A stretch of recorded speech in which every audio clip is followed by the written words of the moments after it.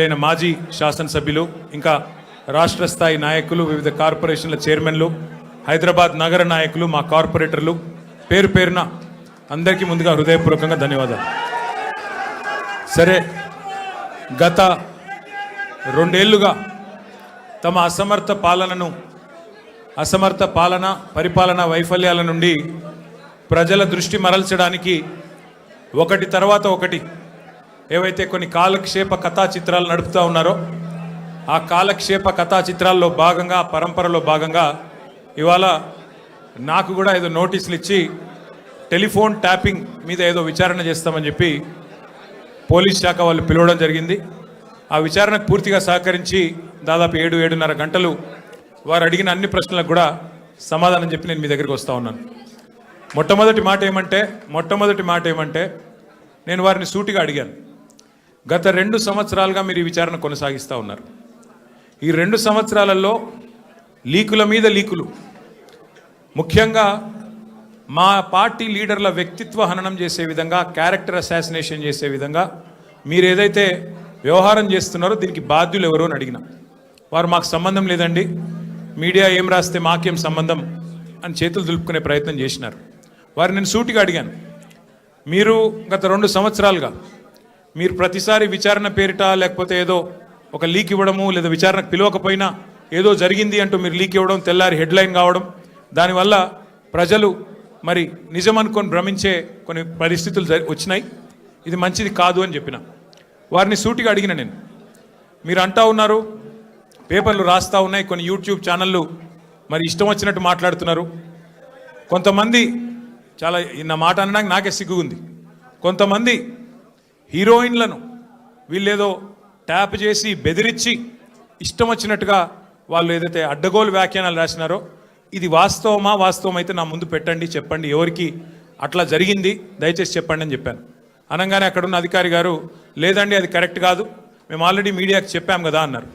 నేను అన్నది ఏంటంటే, అయ్యా మరి మీరు కరెక్ట్ కాదు అని మీరు చెప్పిందేమో ఎక్కడో ఇంతంత వస్తుంది, మరి ఇష్టం వచ్చినట్టు మీరు ఇన్ని రోజులు నడిపిన కథనాలకు ఎవరు బాధ్యులు? మా కుటుంబాలకు, మాకు కలిగిన క్షోభకు, మా వ్యక్తిత్వ హననానికి ఎవరు బాధ్యులు? ఈ లీకులు మీరు నిరోధించలేరా అని అడిగిన. ముందుగా మీడియాకు నేను ఒక అప్పీల్ చేస్తూ ఉన్నా, దయచేసి ఈ ప్రభుత్వం లీకు వీరుల ప్రభుత్వం, వీళ్ళు కేవలం లీకుల మీద ఆధారపడి నడిచే ప్రభుత్వం. ఈ ప్రభుత్వం ఇచ్చే అడ్డగోలు లీకులను దయచేసి మీడియా కూడా మీరు ఇష్టానుసారంగా ప్రచురించకండి, దానిలో వాస్తవం ఎంత అవాస్తవం ఎంత ఒకసారి దయచేసి చెక్ చేసుకోండి అని చెప్పి నా ప్రార్థన. మొన్న హరీష్ రావు గారు పోయి రాగానే నేను ఆశ్చర్యపోయాను. వాళ్ళు ఇష్టం ఉన్న కథనాలు, హరీష్ రావు గారికి ఇంటి నుంచి భోజనం వచ్చిందని ఒకరు, హరీష్ రావు గారు ఇట్లా అయ్యారు అట్లా అయ్యారని ఎవరు, ఇంకో 16 ప్రశ్నలు అడిగినారని ఇంకొకరు, తెల్లారి మళ్ళీ పేపర్లలో అదే అండి తెల్లారి పేపర్లలో ఇంకోటి, ఇవాళ నేను అక్కడ ఉన్నప్పుడు కూడా అట్లా చేసింటారు, ఫలానా ఆయన తీసుకొచ్చారు, ఇట్లా చేశారు, ఉక్కిరి బిక్కిరి ఇన్ని ప్రశ్నలు. అంటే ఇది దయచేసి బాధ్యత గల మీడియా సంస్థలతో నా ప్రార్థన. 2 ఏళ్ళు అయిపోయింది, ఈ కాలక్షేపం జరగాల్సినంత జరిగింది, ప్రజలకు కూడా మీరు అందించాల్సినంత వినోదం అందించినారు. కానీ ఇకనైనా దయచేసి 1-2 సార్లు, ఎందుకంటే మాకు కూడా కుటుంబాలు ఉన్నాయి, మాకు కూడా అభిమానులు ఉన్నారు, మాకు కూడా కార్యకర్తలు ఉన్నారు, మాకు కూడా నియోజకవర్గాలు ఉన్నాయి, మాకు ఓట్లేసిన ప్రజలు ఉన్నారు, వాళ్ళు బాధపడతారు. ఇష్టం వచ్చినట్టు మీరు ఇట్లా వండి వార్చవద్దని చెప్పి నెంబర్ 1. రెండవది, వారిని నేను సూటిగా అడిగాను సిట్ వాళ్ళని, మీరు ఫోన్ ట్యాపింగ్ మీద ఏదో విచారణ చేస్తున్నారు కదా, దయచేసి మీరు చెప్పండి, ఈరోజు రాష్ట్రంలో మా ప్రతిపక్ష పార్టీ నాయకులు, మా ఎమ్మెల్యేలవి, మా నాయకుల ఫోన్లు ట్యాప్ కావడం లేదా చెప్పండి మీరు అని అడిగిన. వాళ్ళు మాకేం సంబంధం, మాకు తెలియదు అని నీళ్ళు నమ్ములుతున్నారు తప్ప కావడం లేదు అని చెప్పే పరిస్థితి లేదు. రెండవది, నేను అడిగాను, ఒక మంత్రి గారు స్వయంగా నా ఫోన్ ట్యాప్ అవుతుంది, నేను మీతో మాట్లాడలేను అని జర్నలిస్టులకు చెప్పుకునే దుస్థితి ఈరోజు ఈ రాష్ట్రంలో ఉన్నదా లేదా మీరు చెప్పండి అని అడిగిన. దానికి కూడా సమాధానం చెప్పరు, అది కాదు ఇది కాదని తప్పించుకునే ప్రయత్నం తప్ప వారు మాత్రం సూటిగా సమాధానం చెప్పలేదు. కానీ ఒక ధారావాహికగా మాదిరిగా ఏదైతే నడుపుతున్నారో, ఒక సీరియల్ లాగా ఏదైతే నడుపుతున్నారో అదే పరంపరలో అడిగిన ప్రశ్ననే అడుగుడు, మళ్ళీ అడుగుడు, ఒక 300 పేర్లు చదువుడు, ఈయన తెలుసా ఫలానా ఆయన తెలుసా, దాంతోనే 2-3 గంటలు టైంపాస్ చేసుడు తప్ప అక్కడ విషయం ఏమీ లేదు. వారికి కూడా తెలుసు ఆ విషయం. అందుకే నేను మళ్ళొక్కసారి ప్రజలకు, మా సోదరులకు, మా పార్టీ సోదరులకు, మా మీడియా మిత్రులకు కూడా విజ్ఞప్తి చేస్తున్నా, మేము ఒక పార్టీగా, బాధ్యత గల ప్రతిపక్ష పార్టీగా ఏ విచారణకు పిలిచినా మేము సహకరించడానికి సిద్ధంగా ఉన్నాం. మీరు ఎన్ని కేసులన్నా పెట్టండి, ఎన్ని సిట్టులన్నా వేయండి, బాధ్యత గల ప్రతిపక్ష పార్టీగా పూర్తి స్థాయిలో చట్టాన్ని గౌరవించే వ్యక్తులుగా సహకరిస్తాము. మీరు ఎన్నిసార్లు పిలిచినా వస్తామని చెప్పి కూడా వాళ్ళకు కూడా చెప్పినాం. కానీ మా బాధ్యత పెద్దది, ప్రతిపక్ష పార్టీ బాధ్యత పెద్దది. మా బాధ్యత ఏంది? ప్రభుత్వ వైఫల్యాలు, ప్రభుత్వ అవినీతి, ప్రభుత్వం ఏదైతే పూర్తి స్థాయిలో డైవర్షన్ గేమ్లు ఆడుతున్నదో దానికి సంబంధించి కూడా ఖచ్చితంగా మేము ఎత్తి చూపే ప్రయత్నం చేస్తూ ఉన్నాం. ఇవాళ సింగరేణి టెండర్లలో దొంగలు దొరికినరు, సింగరేణి టెండర్లలో ముఖ్యమంత్రి మంత్రుల మధ్యన వాటాల పంచాయతీలో దొంగలు దొరికినరు అని చెప్పి హరీష్ రావు గారు ప్రెస్ మీట్ పెట్టి ఆధారాలతో సహా ఇస్తానని చెప్తే కూడా ఇప్పటి వరకు ఉలుకు లేదు, పలుకు లేదు. సరే, మీరు సిట్లు వేస్తున్నారు, వేసుకోండి. కానీ మరి ఇవాళ మేము అడుగుతున్నాం, ముఖ్యమంత్రి అనుచరుడు, అత్యంత సన్నిహితమైన వ్యక్తి, అట్లాగే మంత్రి గారి ఓఎస్డీ మధ్యన జరిగిన పంచాయతీ 300 కోట్ల రూపాయల కోసం ఒక పారిశ్రామికవేత్త తలకి తుపాకీ పెట్టినరు అని చెప్పి కేసు రిజిస్టర్ అయితే దాని మీద ఎస్ఐటి ఎందుకు లేదు? స్వయంగా రెవెన్యూ మంత్రి కొడుకు ఇలా భూ కబ్జాలు చేస్తూ గుండాలను తీసుకొని స్వైర విహారం చేస్తుంటే దాని మీద సిట్ ఎందుకు ఉండదు? అట్లాగే ప్రభుత్వ సొమ్మును, ప్రజల సొమ్మును ఇవాళ ఈ ప్రభుత్వం కొల్లగొడుతున్నది, కాంగ్రెస్ పార్టీ నాయకులు కొల్లగొడుతున్నారు, ముఖ్యమంత్రి బావమరిదే కింగు పిన్ను అని ఆధారాలతో సహా చూపెడితే దాని మీద ఎస్ఐటి ఎందుకు ఉండదు? అట్లాగే HILTP అని చెప్పి పారిశ్రామిక భూములను కొల్లగొట్టి 5 లక్షల కోట్ల హైదరాబాద్ ప్రజల ఆస్తిని కొల్లగొట్టే ప్రయత్నం చేస్తుంటే దాని మీద ఎస్ఐటి ఎందుకు ఉండదు?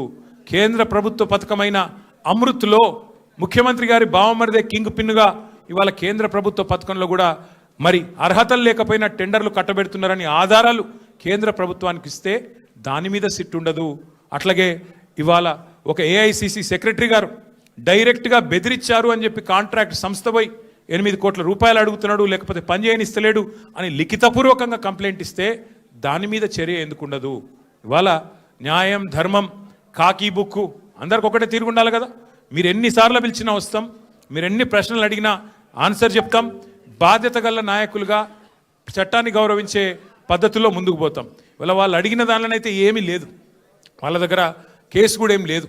ఏదో ఇష్టం వచ్చినట్టుగా ప్రశ్నలు అడిగిందే అడగడం, తిప్పి తిప్పి అడగడం ఒక రకమైన హరాస్మెంట్ తప్ప ఏమి కూడా లేదు. వాళ్ళు చేయగలిగింది కూడా ఏమి లేదు. I appeal to all my friends in the media as well, please, for the last 2 years the government has been indulging in massive attention diversion. Today, the inquiry, the investigation that is going on into phone tapping, I have reminded the gentlemen from special investigation team, I've asked them, there have been numerous stories in the last 2 years assassinating my character personally and also assassinating the character of our party leadership, saying, stating and speculating that certain actresses' phones were tapped and something illegal was done. I asked the SIT pointedly today, I said, whose phone was tapped? Why don't you give me the information? Which is this actor who has complained to you, or the information that you have, why don't you produce it? Then the ACP there says, no, we've already clarified, no such thing has happened. But enough damage has been done to me, to my party leadership, to my family, to all the constituents of my constituency. So I appeal to the media, please treat everything that the government throws at you, every leak that is given to you, with a pinch of salt. Please corroborate, please verify, please check the facts and only then publish. I also appeal to the media, for the last 2 years, this government's incompetence, their failures, their corruption is being exposed by BRS leadership day in, day out. Be it Amrut scam where Chief Minister's brother-in-law was the kingpin, or be it coal scam in Singareni where again the same gentleman is the kingpin. Let us focus on real issues. Let us focus on the failures of Congress party and Congress government. They had made 420 promises to the people of Telangana by which they got into power. Today, they have been a disaster. Their government has been a disaster. Revenues are slipping. Telangana is falling under the weight of the corruption of the Congress government. So my humble appeal to the media also is to please focus on delivery of 6 guarantees. Please focus on the misery in this administration. Please focus on the corruption in this administration. Please focus on real people issues, not these fabricated stories and manufactured stories, cooked up stories, so to speak.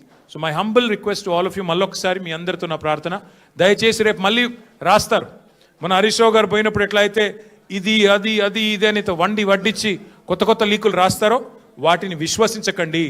కావాల్సుకొని లేని ఉన్నట్టు, ఉన్నాయి లేనట్టు ఏవేవో కథనాలు వడ్డించి రాస్తారు రేపు. దయచేసి అది కూడా సెలెక్టివ్గా రాస్తారు, కొన్ని మీడియా సంస్థలకే ఇస్తారు. ఎవరికి ఇవ్వాలో వాళ్ళకే ఇస్తారు, వాళ్ళ అస్మదీయులకే ఇస్తారు. కాబట్టి జాగ్రత్తగా దయచేసి మన వాళ్ళు కూడా ఎవరైనా సరే వీళ్ళు రాసే కథనాలు, వీళ్ళు పెట్టే స్టోరీలు, ఈ cooked up stories, cock and bull stories నమ్మవద్దు. మనం చట్టాన్ని గౌరవించే పౌరులుగా ఎన్ని కేసులు పెట్టినా ఎదుర్కొందాం. కానీ ఈ ప్రభుత్వాన్ని, వారి వైఫల్యాలని ప్రజాక్షేత్రంలోనే చీల్చి చెండాడదామని చెప్పి మళ్ళొకసారి విజ్ఞప్తి చేస్తూ ఈరోజు సంఘీభావం తెలిపిన ప్రతి ఒక్కరికి ధన్యవాదాలు.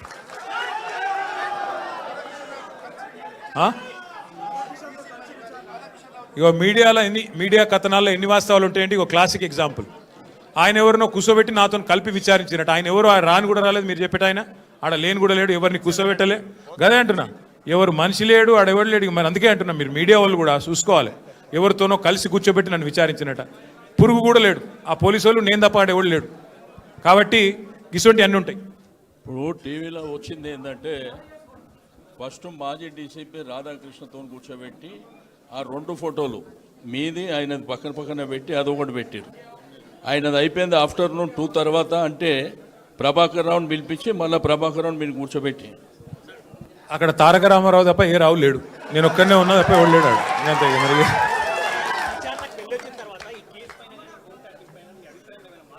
మా అభిప్రాయంలో మార్పు వచ్చింది. మార్పు ఏంటంటే ఇవాళ మంత్రుల ఫోన్లు ట్యాప్ అవుతున్నాయి, మా ఫోన్లు ట్యాప్ అవుతున్నాయి, పక్కా అని చెప్పి నిజమని తెలిపోయింది. అంతే. ఇక మరి సాక్షిగా పిలిచినరా, ఈనాడుగా పిలిచిరా నాకైతే తెలియదు. కానీ కాదు సోదరా, వాళ్ళు ఏమేమో అడిగిందే అడుగుడు తప్ప ఏం లేదు, విషయం ఏం లేదు. అడిగిందే అడుగుడు. ఏదో మ్యానుఫ్యాక్చర్డ్ ఒక స్టోరీ మ్యానుఫ్యాక్చర్ చేసి దాన్ని కష్టపడి నిజమని వాళ్ళు ప్రజల్ని భ్రమింపజేసే ప్రయత్నంలో, వాళ్ళ వైఫల్యాల నుంచి ప్రజల దృష్టి మరల్చే ప్రయత్నంలో చాలా బలంగా పోలీస్ వ్యవస్థ రేవంత్ రెడ్డి గారిని కాపాడే ప్రయత్నం చేస్తుంది. భయపడేటోళ్ళమైతే టైం అడుగుతుంటాం కదా, భయపడేటోళ్ళమైతే మేము రాము అంటుంటిమి, భయపడేటోళ్ళమైతే కోర్టుకు పోతుంటిమి. నేను సిరిసిల్లలో ఉన్నా, నిన్న విచారణకు ఆదేశించారు 4:30కి, రాత్రికి వచ్చేసిన, రాత్రికి బయలుదేరి వచ్చేసిన. హరీష్ రావు గారు మన సిద్దిపేటలో ఉన్నారు, రాత్రి 10కి ఇస్తే కూడా తెల్లారి వచ్చినాము. మాకు భయం ఉంటే ఎందుకు వస్తాము? Simple logic. ఎనివే మళ్ళొకసారి అందరికీ థ్యాంక్ యూ.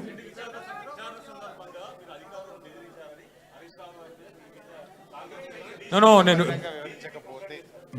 ఎవరు కంప్లైంట్ చేశారు? అయితే నేను ఎగ్జాక్ట్లీ నేను ఒకటి అడుగుతా.